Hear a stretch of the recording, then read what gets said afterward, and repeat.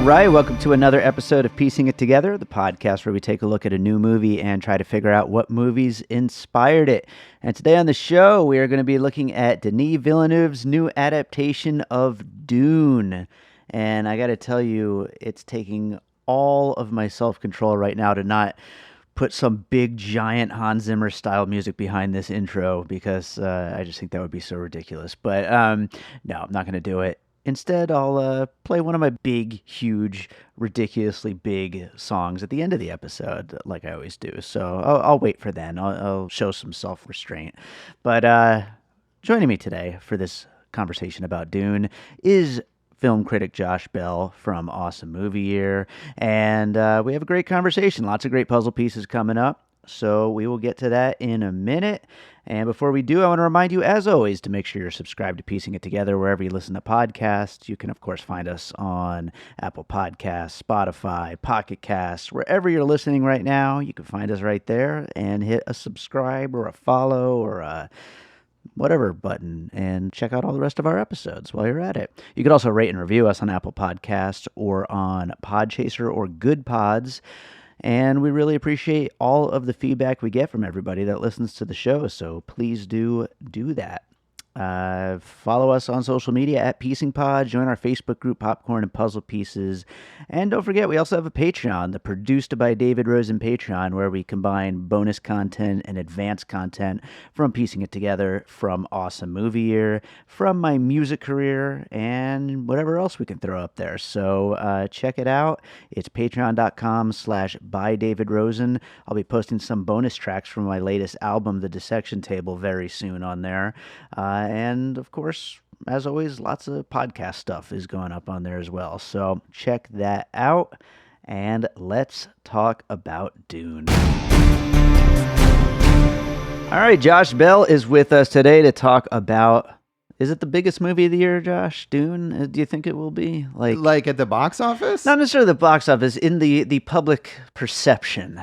No, because there's Marvel, sure, and that really dwarfs everything. I guess that's true, yeah. So, yeah, I think not. Well, but it's certainly one of the biggest. Definitely, yeah. I mean, this is one of the, especially when it comes to like the delayed 2020 movies, like, and this is a thing that like, I think it just weighs heavily over expectations of it, and everything is that this is one of the big ones that was supposed to come out last year and got delayed, and here we are. Right, well, and not only that, but even before last year, there was such a long process of trying to get this made, and different filmmakers who might take it on, and just the fan base that exists for these novels. So there's years and years of people waiting for this movie and coming up with their own expectations of what it would be like. So I should ask you then, are you one of those fans? No, I am not. Not that I'm an anti-fan or anything. Sure.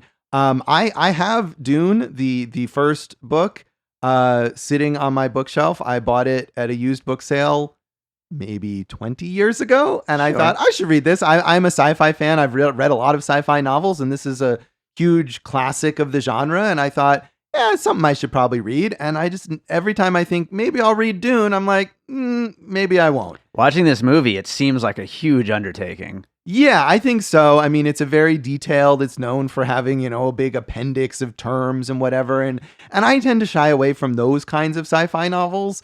And so one of the things I appreciated about this movie is that I felt like I understood everything in this world without having to consult an appendix or anything like that. Mm-hmm. I felt like it was streamlined in a way that didn't feel like it was dumbed down, but also made things understandable to me as someone who has not read the book and is not intimately familiar with every detail of this world. Yeah. But also, I mean, I know we disagree on whether this movie was actually good, but I should say, actually, I should get that out in the open here. I didn't get a chance to tell you this before we got to this recording session, but I started rewatching it this morning. I didn't get to finish it. Okay. It works a lot better the second time around. Right. I still am not going to like sit here and say that I'm like a fan of it. I didn't love it the second time around, but I definitely liked it more than that first time. All right. Well, I'm glad to hear that, because I did like it, and I liked it enough that I thought, maybe I'll give it a try with the book. Maybe before part 2 comes out, I'll finally read this book. No, you won't. Probably not. This is what I said about the Lord of the Rings. I think we talked about this when we did our big Lord of the Rings episode. And that didn't really work out very well. Yeah, it's too much work. There's a lot of things to watch, and who has time? Yeah. We'll have a lot to talk about throughout this conversation, I'm sure. Why don't we start getting into some puzzle pieces here? What do you got for your first one? Well, I'll start with the obvious because why not? And that is Dune. Yes. And two Dunes, really. Yeah. First of all, David Lynch's 1984 version of Dune. And secondly, Jodorowsky's Dune, the documentary about the version that was not made by Alejandro Jodorowsky. And both of these are filmmakers who are these kind of crazy visionaries. Sure. Right? And in both cases, they were unsuccessful in bringing their sort of crazy visions to life. I mean, in Lynch's case, you can watch that film and see that clearly not everything that he was trying to do succeeded, and he couldn't quite tackle this whole, again, he does the whole book, and if you've seen Dune, the Villeneuve version, you know that it's only half the book. Right. So they don't work, but I think Villeneuve is someone who is, I'm sure, a fan of these filmmakers and respects the boldness of their visions. And even though he's not copying anything that they do or that they thought to do, I mean, in the Jodorowsky documentary, they show a lot of storyboards and concept imagery and stuff. So you can really get a sense of what he was going for.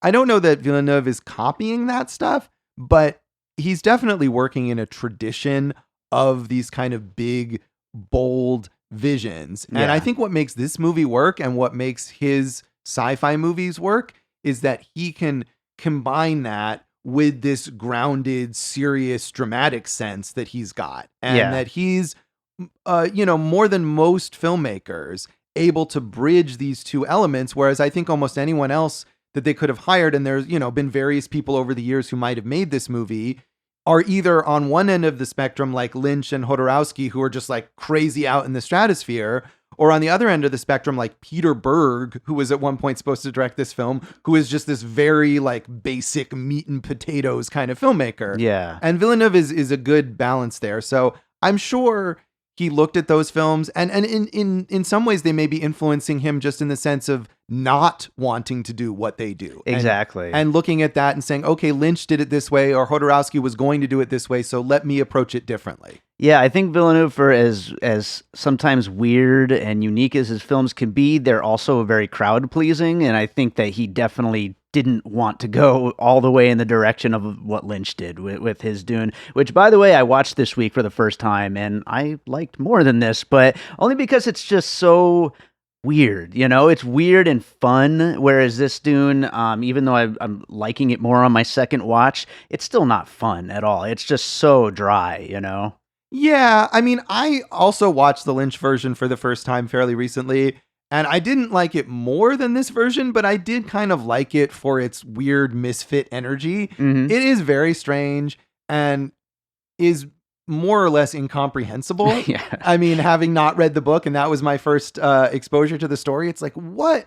And it's this weird balance of like constant exposition, and yet because Lynch uses all these voiceovers and you hear people's thoughts, and yet it still makes no sense. And that's what I've thought about this one too. I thought it's just constant exposition. I like that Paul is just sitting in bed watching like tutorial videos basically, and like that's some of the movie of this new Dune. Right. I felt like this did a better job of giving you what you needed to know without just like saying it. I mean, Lynch's version opens with someone literally talking to the camera, telling you about, and there's one moment in there which is great where she kind of like fades out and then fades back in like, oh wait, one more thing. Yeah. I thought she was like maybe looking at her notes or something. Yeah, exactly. But I will agree with you that Lynch's version is fun, and people should check it out despite its Lynch himself doesn't even like it, and he kind of disowned it, but it's worth seeing. Yeah, and I've never seen the documentary about the other version that would have been, but I want to watch it though sometime soon because it sounds interesting if nothing else. Oh, it is. And you can watch that movie,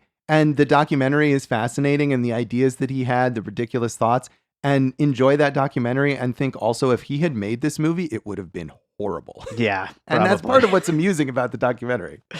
So, speaking to Villeneuve trying to, kind of be crowd pleasing and all that, I think for my first puzzle piece, I'm going to go to Christopher Nolan as a filmmaker in general, but I mean, especially Dunkirk, which, as you know, is a movie I do not like. And when I first got out of the theater, or should say while I was in the theater watching Dune, I was thinking like, oh no, this is another Dunkirk. This is a movie that's just all spectacle. There's no character, no story for me to really care about. And it kind of comes down to like, we're doing this because we can and not for any particular reason of story, which really, when it comes down to it, is the most important thing of a good movie, I think. And like I said, on my second watch through, I'm starting to get it a little bit, what people are more connecting with. But I still think in a similar way to Dunkirk and to some of Nolan's other stuff, it really comes down to what can we do? And let's make this big, big movie based on the most budget, the most special effects, the most everything, and throw it all in there. And that is going to make people happy. Yeah, I mean, I will say, first of all, yes, Christopher Nolan and Denis Villeneuve are clearly like kindred spirits as filmmakers. And Nolan himself has recently said that Dune is fantastic and that he loved it. And you can totally see that he would love this movie. Yeah. I disagree with you in that I kind of liked Dunkirk. Okay. I didn't love it. And I also, I think it's fair to say that the characters in this movie are a little hard to connect with. Mm-hmm. I think there's plenty of interesting story. I mean, one of the things that I find fascinating about this movie is, to me, it felt like it was an actual, like, Denis Villeneuve had discovered like a history textbook from like an alien civilization and somehow made that into a movie. Yeah. And I liked that, in that it was, you know, it was dry in that sense of like, what even is this? Yeah. You know, and by the way, that's going to come up in another one of my puzzle pieces. All right. Well, I look forward to that. But no, I mean, I do think even though there's more story to come, you know, because he doesn't adapt the whole book, I did feel like a lot happened in this movie, even if I didn't maybe emotionally connect with the characters. Sure. And I think part of maybe what didn't work necessarily for me story-wise is the splitting it up into two movies. I mean, this clearly should have just been, they should have just went for it and made a 4.5-hour movie. Well, I will speak to that in my next piece. All right, let's go for it. Which is The Lord of the Rings, The Fellowship of the Ring. Sure. And for one of those reasons, which is that, of course, that is not a whole story. I mean, it is a whole book because Tolkien divided The Lord of the Rings into 3 books, although it wasn't initially intended to be 3 books. So maybe that's like the precursor of this. Sure. Where you're like, my one book is now 3 books. Yeah. But that's a movie where it definitely ends and you're like, well, this isn't the end. You know, there's more to come. But I think similarly, like I realize that now they've officially greenlit this Dune Part 2 and we will get it. Yeah. But watching this movie when we weren't sure necessarily whether that would happen, I felt like, I know there's more story here, but I kind of liked the way that it ended, where you're left with this prospect of the characters are going on to these big, strange, scary things, and they don't know what's going to happen, and you don't know what's going to happen either. Yeah. And I almost would have been fine with it if that had ended there. And I think The Fellowship of the Ring tells maybe a more complete story than Dune does, but it also ends in a way where you're like, I'm with these characters in sort of looking forward to the scary adventures to come, and are they going to be able to handle this or not? And if somehow that had been the end, like with Ralph Bakshi when he attempted to make Lord of the Rings and wasn't able to continue it. Yeah. If that had happened and Peter Jackson had just made the one movie and it had failed or something, I would have almost felt like I'm okay here with the way that this ended. So, but I think also the Lord of the Rings movies have that similar quality of, it's as if they've discovered this actual, you know, text from this weird ancient world and just brought it to life, that it's so immersive and it's so fully realized. Yeah. And you are just like there in this place that Peter Jackson has created. And I think that Villeneuve does a lot of that here. Yeah. Well, you know, to the idea of them not finishing the story, clearly you're not a Zendaya stan, because otherwise you'd want to see more of her character, right? And it's not that I don't want them to. I just felt like if it had not worked out, there were so many reviews that said like, well, this is good only if they make the second part. And my feeling was like, no, it's good either way. Yeah, it's fine either way. I kind of agree with you, because I mean, it does at least end at a, you know, a good stopping point. Like, this person has just found out, you know, that he really probably is special, and he is going to be able to, lead them into the next, whatever is going on in the story, whatever happened in the David Lynch movie. Who knows? I guess he's going to ride a sandworm in the next one. We'll see. I think he is. Yeah. But I might as well just combine with that puzzle piece here and go to the Matrix movie, which we will be getting a new one of in a couple months here. But the ending of the hero learning his powers finally, and he's finally becoming the person that everybody believes he can be, and he's the one and all that stuff, which of course that's another thing that is going to kind of run through a lot of these puzzle pieces, as they're all inspired by Dune in the first place. So this is, kind of a missing pieces, breaking it apart kind of thing in itself. But also, aside from that, though, you also have the training simulation scenes, which are so, Neo training with Lawrence Fishburne's character, which I'm trying to blank Morpheus. on. Morpheus, yes, absolutely.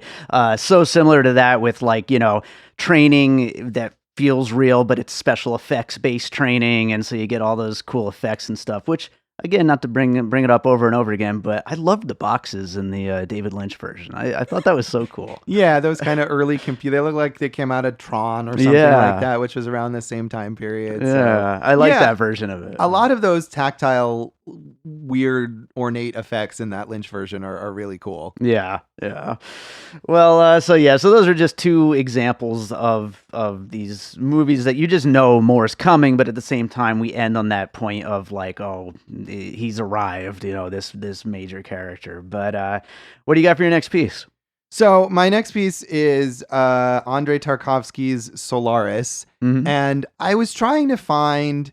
I don't know this is necessarily the best example of what I was trying to look for, which is, again, that sense of a sci-fi movie that feels like you literally have like opened a window into some alien civilization. Mm-hmm. And I think that's something that's done especially well in these more like artsy sci-fi movies, where they're not interested in giving you a lot of explanations about things and connecting all the pieces or whatever. It's just like, here is a bit of something that no one really quite understands. Yeah. And so I haven't seen Tarkovsky's other major sci-fi film, Stalker, I think maybe is a bit closer to this, but I haven't seen it. So I'm going to go with Solaris instead, which does involve like human characters that come from what is recognizable as like our Earth. Yeah. And they travel to this space station that's orbiting this mysterious planet, and sort of an entity there that brings to life their dead loved ones. And so there's a lot of like visions and a lot of, not prophecy, but sense of fate and inevitability, but done in this very somber, introspective kind of way that I think connects. So maybe not specifically every plot element of that movie, but certainly that approach that Tarkovsky takes to sci-fi, and that era in like the 70s and the early 80s of these artistic sci-fi films, I think that's something that influences Villeneuve. Sure. Yeah. I've never actually seen Solaris. I know it's come up on a few Piecing It Together episodes, and I'm going to have to watch it one of these days, but kind of the total opposite end of that puzzle piece. A couple of movies that I'm sure were inspired by Solaris himself will be my next puzzle pieces, and that's Ridley Scott's Alien prequels. Oh, yeah, I have those on my list. Yeah, too. Prometheus and Alien Covenant. Both examples, like you're talking about, like it just seems like somebody is like seeing this weird future, like, whether it's from a book that they found or a vision or whatever the hell it is, but it just all feels so insanely detailed. And, some of it, you almost want to think like, could something like this happen? And it seems so far out there and so sci-fi-ish, but it also feels so grounded and real in a weird way. Maybe not so much the xenomorphs and all that, but some of the other stuff, it just all just kind of comes from a place that seems like it's propelled really far into the future from what we are now. Yeah, I definitely agree on that. I had Prometheus on my list, but I think probably both of them could apply there. And especially all of those. I mean, one of the criticisms of those movies is that, there's a whole bunch of stuff that doesn't really like add up or make sense. Right. But that sense of it doesn't add up and make sense because the characters don't understand it. It's mysterious and it's unknowable. Yeah. And I do think that Ridley Scott captures that very well. And I mean, and of course, this connects back to Dune because Jodorowsky had hired H.R. Geiger and Dan O'Bannon, who wrote the original Alien, and Geiger, who designed those creatures, and they were working on his film. And when that fell apart, they shifted and worked on Ridley Scott's Alien, and that was because they weren't able to work on Dune. That's interesting. Yeah. So a lot of that was fueled then into Ridley Scott's films. Yeah, you got to wonder, like, between 65 when the books came out and then into 84, like, I wonder what Lynch is going on other than just imagination for what all this stuff would look like, Yeah, well, I think Jodorowsky's efforts came first, so he had all of those storyboards and concept designs that Lynch might or might not have looked at. But right, we don't have the tradition now that Villeneuve has to draw from of these previous adaptations. And we didn't mention, but there's also a Sci-Fi Channel miniseries from 2002, which I haven't seen, and I don't know that if you have. Probably. I'd imagine there's comics. Are there? Yeah, there are comics. There was a comic book. I think there was a comic book adaptation of Lynch's film, but there may be other comics. And now, of course, too, there's a million Dune novels that Frank Herbert's son has continued on. So there's like 25 books or something that you could read. There's a whole canon of stuff that didn't exist when Lynch was making his film. And Villeneuve already said he hopes to do at least one more, maybe, after the second part. Right. Yeah, there's 5, I think, in that original series that Frank Herbert himself wrote before he died. And so presumably they would never...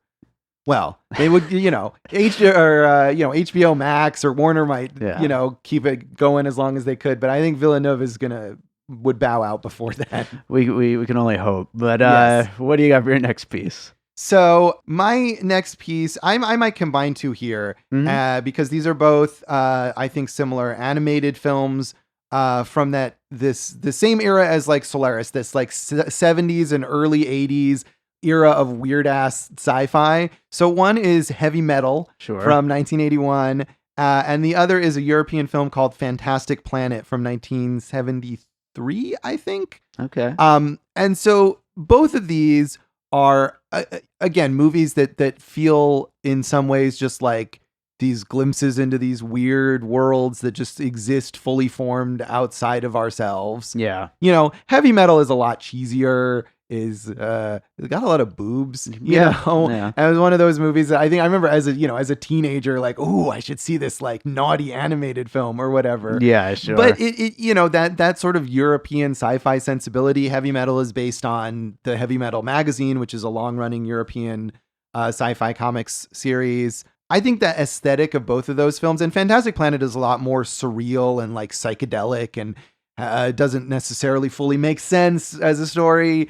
I think as much as live action, I think Villeneuve is drawing a lot on like comics and animation for what he does here. And so both of those are weird head trip things. I don't think I've seen Heavy Metal since I was a teenager. Yeah, I thought about putting it on my list actually for that same reason. I didn't, because I haven't seen it since I was a teenager. But that's a great piece there. And I wish... because Villeneuve is such a visual director, like I wish he got weirder with this. And I think it's a good place to bring up Blade Runner 2049, his previous film, which I feel like this comes from the same place of wanting to just go huge and go big and go full of style and sci-fi and all these interesting costumes and effects and things. And I wish that it just went, I don't know necessarily bigger, because he's already about as big as you can get with these 2 movies back to back, but I just wish it got a little weirder is where I would hope it would go. And I feel like Blade Runner 2049 was weirder than this. Maybe. I mean, I like Blade Runner 2049 a lot, and Arrival too. I mean, I'd been kind of not super enthused about Villeneuve, especially in his early work, and I feel like when he's started making these sci-fi movies where, like I was saying before, he really combines that kind of serious dramatic sense with this big weird spectacle, in a way that other directors maybe aren't able to do. That's when his work has really started connecting for me. So I don't know, I feel like we have weirder. You can watch the Lynch version and you can see what Jodorowsky wanted to do, and you can see what weirder looks like, and it didn't quite do it, to me. So I feel like this is just the right balance of weird but also accessible. It's weird, like Villeneuve. These last three movies, I don't love any of the three of them. Yet he's still one of the most exciting filmmakers for me. Whenever a new movie of his is announced, I'm like, I can't wait to see it, just because I just think he has all of the pieces of what you want to see in a big, exciting, gigantic blockbuster movie. More so than like a Nolan, who also I like, but don't always love his stuff. Yeah, I mean, I think both of them, again, it's not surprising that they have this sort of mutual admiration Yeah. because I think they have this similar sensibility, and it's hard to get this much money to Yeah. make a movie that's your own personal vision, and they're, two of the few people who can actually still do that. Sure. Yeah, absolutely. Yeah. Well, what do you got next? So my next pick is Luc Besson's Valerian and the City of a Thousand Planets, Sure. which is not like a good movie, No. maybe, but two things. One, I think, and we've mentioned this, you mentioned this, the idea that Dune was so influential that, kind of one of the challenges I think they had with this movie is not making it look like a ripoff of all the things that ripped off Dune. Sure. Because Dune, the novel, came out in 1965, and in the, nearly 60 years since then, so many other things have drawn from it, and now you make the movie and it looks redundant, or it could. Sure. And Valerian is similar in that it was based on this pioneering French sci-fi comic from 1967. Again, the same era as stuff like Heavy Metal and Fantastic Planet. And yet the movie was made in, I don't know, was it 2018 or something like that? I mean, Sounds just a about few right. years ago. And so it seems redundant Yeah. because it's been copied, the comic, so many times. And I think, unlike Villeneuve, Luc Besson doesn't find a way to approach the material that makes it seem fresh.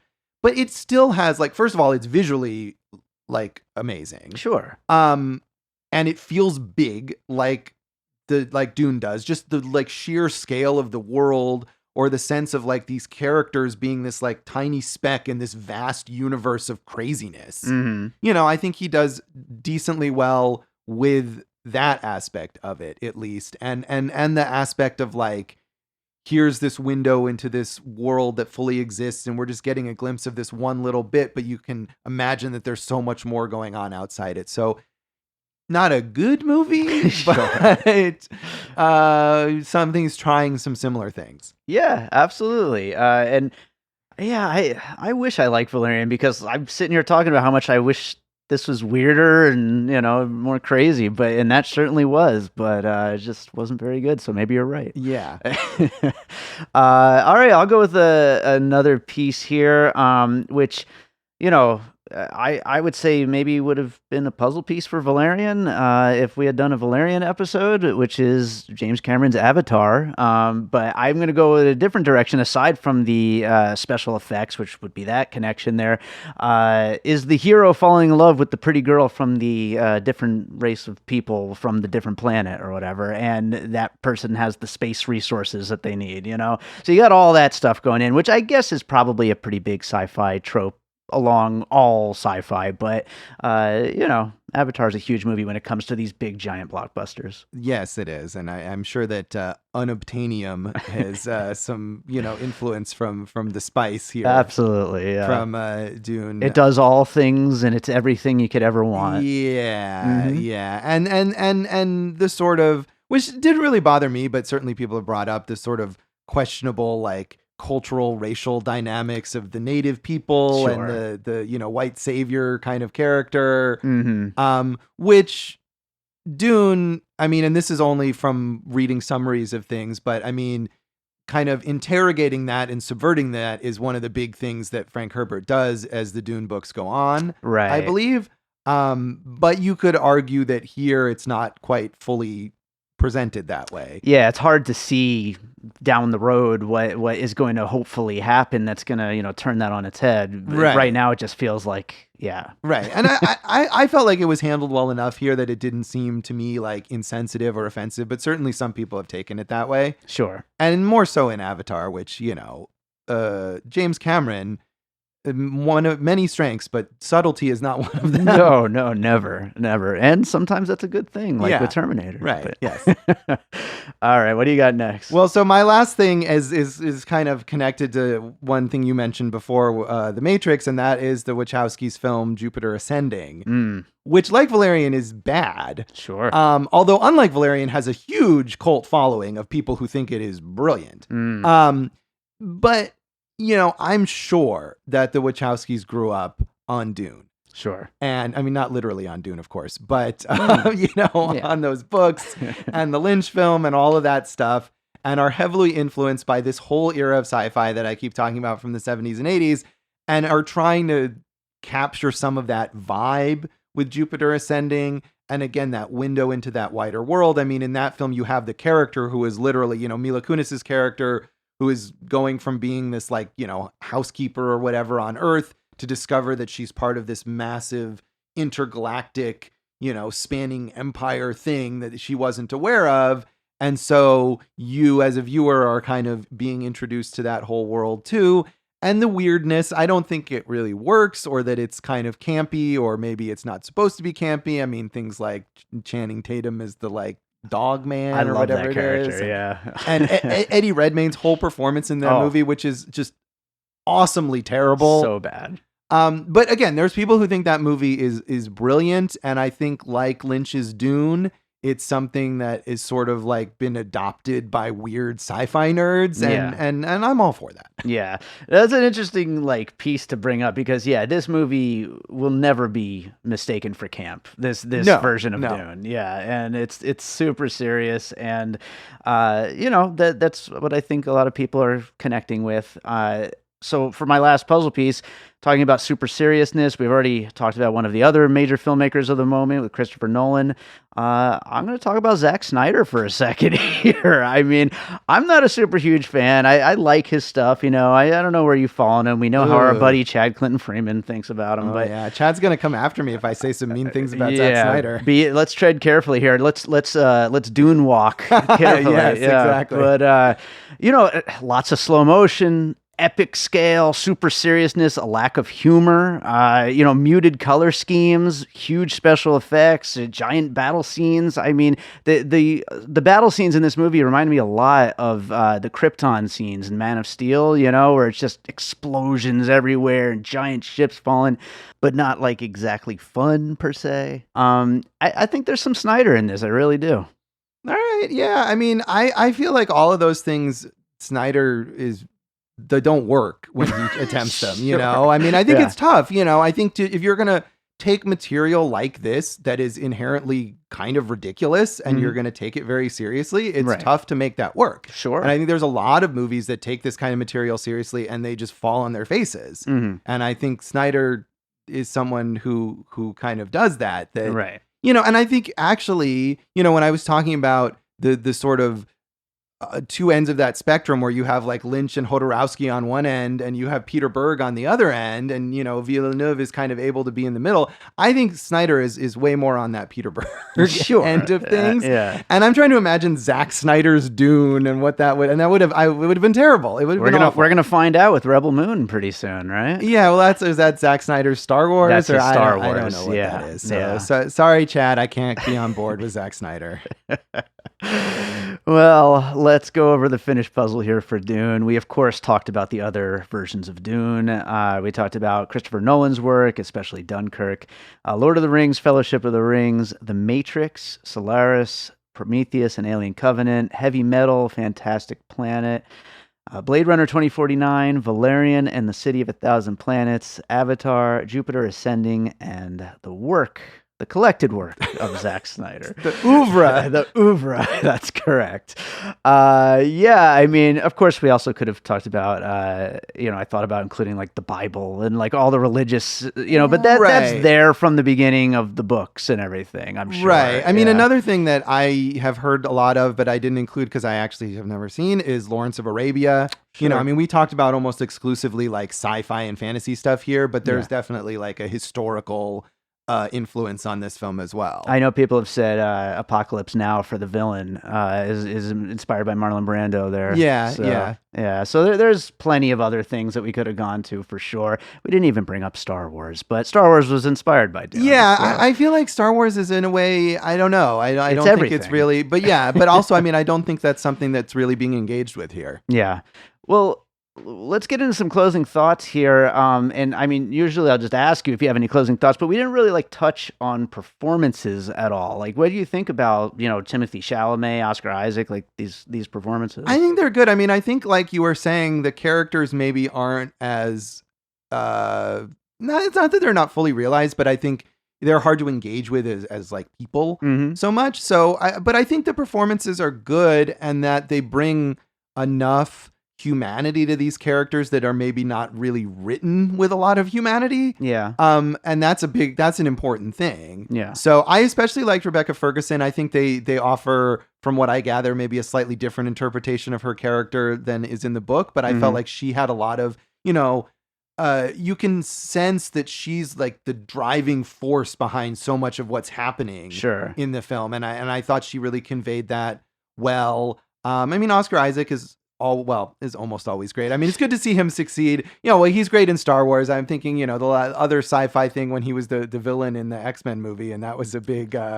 failure for him and in general. So, no, I mean, I like him, and he gives you enough to invest in with that character emotionally that it's meaningful when he dies. Yeah. And Chalamet is fine. I think part of that character, though, is a person who doesn't really know who he is and is a bit of a blank slate and all of that kind of stuff. So in a way, that's perfect. I can't remember where I read it, but maybe it was on Letterboxd or someone who said, Timothée Chalamet is such a weenie and that makes him perfect for this role. Right. Yeah. I liked him in this, and I haven't seen that much of him. I mean, Lady Bird and Little Women. Call Me by Your Name. Oh yeah, and Call Me by Your Name. Yeah. So I guess those are the only three maybe that I've seen. But yes, I liked him in this. I thought he was good. And yeah, generally performance. I mean, Jason Momoa is Jason Momoa. Right, and he brings that action movie energy to that one character that you've got, and Duncan, Idaho. Right. Amazing name. Hans Zimmer score. We should mention that real quick. Did you like it? Overpowering everything at every moment. Yeah, I feel like that's something that I often would not like. And he's that big pioneer of the score that's just like, oh yeah, which is really overused everywhere. But I feel like for this movie, it was right. The movie is about big things that are overpowering, and so I felt it okay here. Yeah. All right. Yeah. I got to listen to it on its own one of these days and see how I feel about it, overall as a score. But yeah, I mean, it makes sense. I mean, this movie is just all about big. It's just be as big as possible, and that's that. And I get it.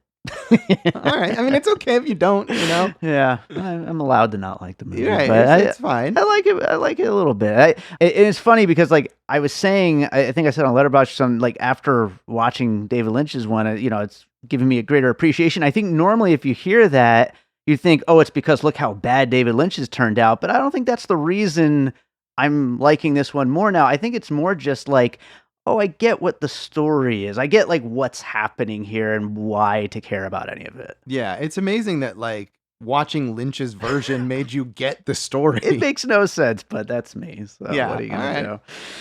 All right. Well, I think that does it for Dune. Josh, is there another movie you watched recently you want to recommend to our listeners? Yeah, very, very, very different from Dune.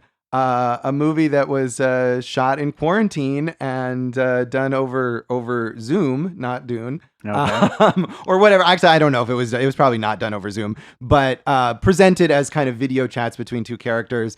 Is a movie called Language Lessons that it actually did get a theatrical release a month or two ago, not here in Vegas though, and is now on VOD. So I watched it at home, and it's certainly not a movie that you would need to go see in a theater. It's just two characters chatting back and forth on video chats. Natalie Morales and Mark Duplass are the stars, as well as the co-writers, and Natalie Morales is the director, and she plays a Spanish teacher living in Costa Rica, and Mark Duplass is her student living in California.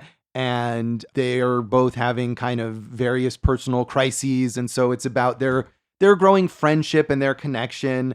And it's not a romance, but it's about chemistry between two people and forming an emotional bond with in an unlikely setting.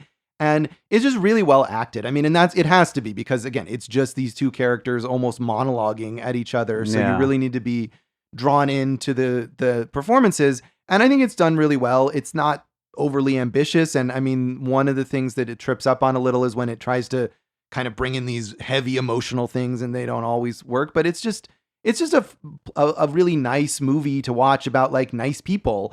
Natalie Morales had a hell of a year this year. Between that and Plan B, had not directed anything before, and now directed those two. So quite an impressive start for her. So yeah, Language Lessons, and that's on VOD now. Awesome. Yeah, I've heard great things about it. I'm going to have to check that out soon for sure. Yeah. So Josh, tell us what's going on with Awesome Movie Year and everything else you're up to. Oh, so many things. Well, so in Awesome Movie Year, speaking of The Matrix, we are talking about 1999 in our current season, and we may get a little of that later on, but such a landmark year, so many influential, beloved films that we've talked about in that year, and so that's exciting. AwesomeMovieYear.com, Awesome Movie Year on Facebook and Instagram. I guess we always plug that, but there's literally nothing there. And Awesome Movie Pod on Twitter. So yeah, check out our 99 season. We've been doing a whole tournament of teen movies from that year for our audience choice, winnowing that down to see what we'll end up with. So that's been a lot of fun, a lot of different stuff to choose from there. I'm just realizing, by the way, how did we not cover Dune in our 1984 season? I was wondering that as well. Yeah. I don't know if we talked about that, because it's a notorious flop. Yeah. And, we ended up talking about another flop / cult classic, beloved, weird sci-fi thing in Streets of Fire. Yeah. Which was a lot of fun to talk about. But yeah, I'm not sure why that didn't really come up for us. But bonus episode one day, maybe. Yeah, maybe. You never know. Yeah. But go back and check out our 1984 episodes. Lots of good stuff in there, including Streets of Fire. Yeah. If you want to check me out, joshbellhateseverything.com. There's not really a whole lot there, but check it out anyway. Josh Bell Hates Everything on Facebook and at Signal Bleed on Twitter. All my reviews and whatnot, I try to winnow through there. And if you're in Vegas, you can catch me on KTNV Channel 13 on the Friday 11 a.m. news with my movie reviews of new releases. Awesome. Well, Josh, very happy to have you back on the show, and hope to do it again soon. Yeah, I look forward to it. I'm Josh Bell. And I'm Jason Harris, and we co-host a podcast called Awesome Movie Year. Each season, we take a look back at an awesome year for movies, which is every year. We deep dive into these specific years, and we pick out why they were such great years for films. We go over the biggest hits, the biggest flops, the best pictures, some personal picks, some cult classics. Years we've covered in past seasons include 1994, 2003, 1977, and 1984, and we've got all of film history to look forward to. So check us out at awesomemovieyear.com or wherever you listen to podcasts. All right, so I hope you enjoyed that conversation about Dune.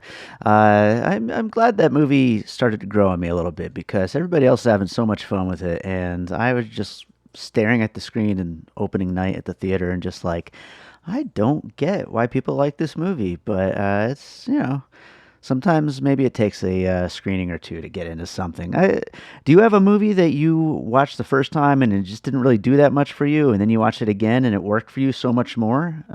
Get in touch. Let me know what movie that is, because I know it happens to all of us.